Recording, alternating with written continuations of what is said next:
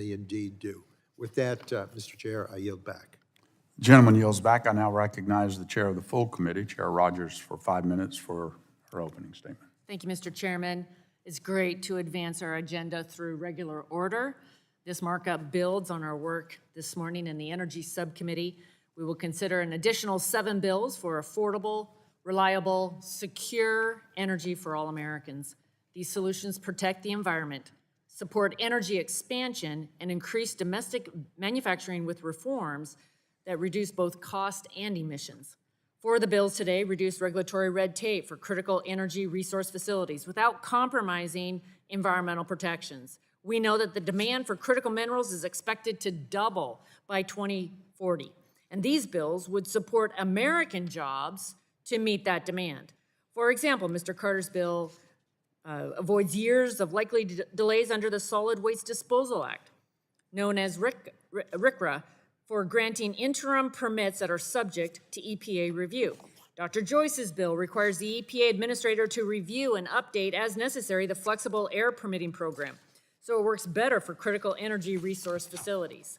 Used by EPA since 2009, flexible permitting provides more predictability, timely permitting decisions, and ensures environmental protections.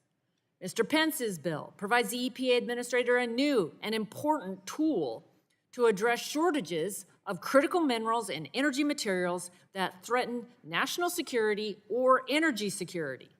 Mr. Curtis's bill addresses well-known delays by EPA in meeting legally required deadlines to approve new critical energy resources and uses new uses of existing critical energy resources. Streamlining permitting for critical energy resources is especially important, given these resources are, by definition, especially vulnerable to supply chain disruptions. As the Department of Energy assessment notes, China's control of key materials in renewable energy is across the board. 80% of rare earths production and refining that are the key drivers to wind turbines. 60% of lithium refining needed for EVs and battery storage, and 100% of processing for graphite in the battery anodes. We must work harder to reduce reliance on adversaries like China for critical energy resources. We need to remove unnecessary barriers to domestic production, processing, and refining. We cannot cede our energy leadership to China.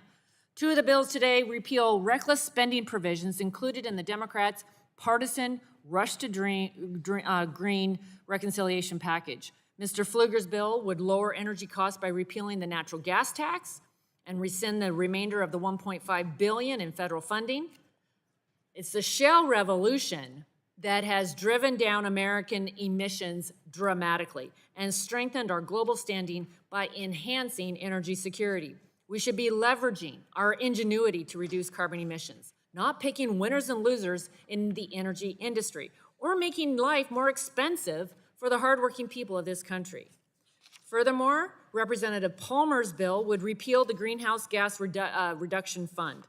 This is really a $27 billion green bank slush fund that EPA is using to funnel taxpayer funds to banking and finance entities, which keep all of the proceeds. Transparency and accountability of federal funding is key to good government. This program was rushed into law with no accountability or oversight necessary for taxpayer stewardship. Finally, Representative Crenshaw's bill would protect American refining by addressing significant overreach by the EPA. Refineries are dependent upon the HF allocation, which represents 50% of total U.S. refining capacity, and preventing existing refineries from using this proven technology from operating would be detrimental to our energy economy. Our solutions today are a starting point to encourage energy expansion across the country. We must create an energy system in the United States that is affordable, reliable, and secure, while maintaining our high environmental standards to ensure clean air, water, and soil. And these bills do just that.